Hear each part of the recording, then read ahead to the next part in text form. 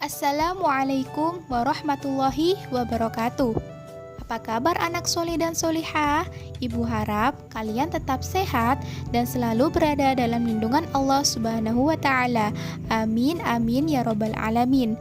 Untuk mata pelajaran Al-Islam hari ini, kita akan belajar tentang Surah Al-Ma'un dan tolong menolong. Mari bersama-sama kita membaca surah Al-Ma'un sesuai dengan kaidah tajwid yang benar. Ikuti Bu Aisyah ya.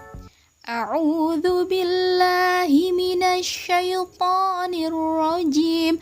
Bismillahirrahmanirrahim. Ara'aital ladzi yukadzibu bid-din?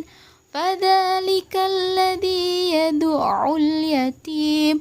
ولا يحض على طعام المسكين فويل للمصلين الذين هم عن صلاتهم ساهون الذين هم يراءون ويمنعون الماعون.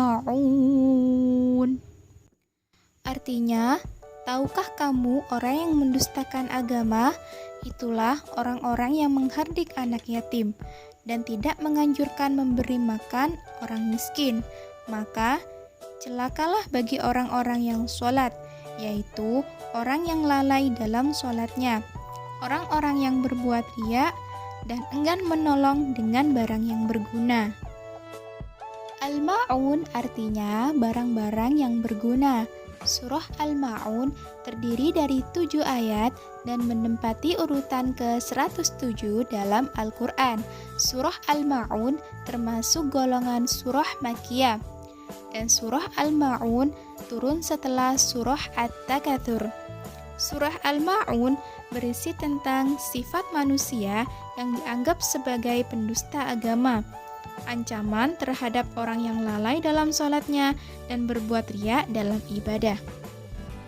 Adapun dalam surah Al-Ma'un mengajarkan tentang berbuat baik kepada sesama dan beribadah kepada Allah, memberikan makan anak yatim dan orang miskin, menjaga sholat dan waktu sholat, serta ikhlas dalam melaksanakannya.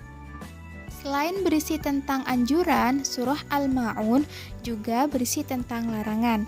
Adapun larangan tersebut adalah menghardik anak yatim dan orang miskin, berbuat sombong, dan meninggalkan sholat fardu. Setelah belajar tentang surah Al-Ma'un, sekarang kita akan belajar tentang tolong menolong. Berikut ini terdapat surah Al-Maidah ayat 2 yang menjelaskan tentang tolong menolong. Bismillahirrahmanirrahim. Wa ta'awanu 'alal birri wat taqwa wa la ta'awanu 'alal itsmi wal 'udwan. Ibu ulangi sekali lagi. Wa ta'awanu 'alal birri wat taqwa wala ta'awanu 'alal itsmi wal 'udwan, yang artinya, dan tolong menolonglah kamu dalam mengerjakan kebajikan dan takwa, dan jangan tolong menolong dalam berbuat dosa dan pelanggaran. Dalam Quran Surah Al-Maidah ayat 2 ini sudah jelas bahwa Islam mengajarkan tolong menolong hanya boleh dilakukan dalam hal kebaikan dan takwa. Misalkan ada temanmu yang terjatuh, kamu harus menolongnya. Dan jangan tolong menolong dalam berbuat dosa dan permusuhan. Misalkan ada temanmu yang waktu ulangan tidak bisa menjawab soal ulangan, karena kamu merasa kasihan padanya, lalu kamu membantu temanmu untuk menjawab soal ulangan. Itu merupakan contoh tolong menolong dalam berbuat dosa, karena membantu teman pada saat ulangan itu adalah perbuatan yang tidak jujur. Menolong sesama harus didasari dengan hati yang ikhlas. Jangan karena ingin mendapatkan pujian atau balasan, tetapi harus dengan hati yang ikhlas karena Allah semata. Manusia sebagai makhluk sosial harus bisa bekerja sama dengan sesama. Makhluk sosial itu berarti makhluk yang membutuhkan makhluk lainnya. Artinya, manusia itu tidak dapat hidup sendiri. Contohnya adalah semut. Semut merupakan contoh hewan yang memiliki karakter dalam bekerja sama. Dengan bekerja sama dan saling tolong-menolong, pekerjaan berat akan menjadi ringan, cepat selesai, serta dapat memupuk kerukunan, saling menghormati, saling menghargai, dan bisa terjalin persaudaraan. Berikut ini terdapat uswah hasanah atau kisah teladan yang dapat kalian contoh agar menjadi anak yang solih dan solihah. Dengarkan baik-baik ya. Nabila adalah contoh anak yang solihah. Dia masih sekolah di bangku SD kelas 2. Dengan adiknya, ia sering menolong.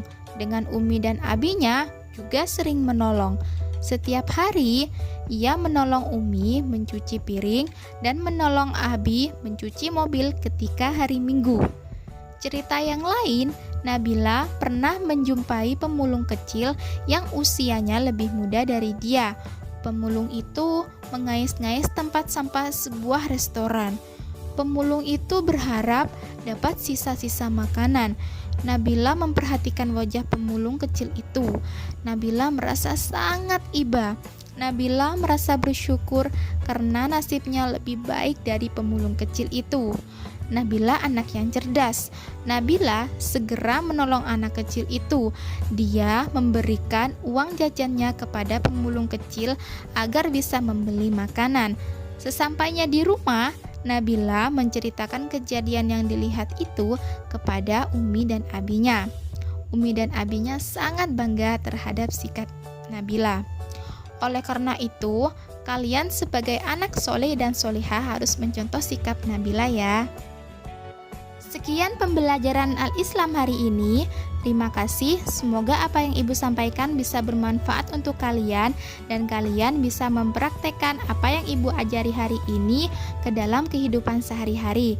Akhirul kalam, wassalamualaikum warahmatullahi wabarakatuh.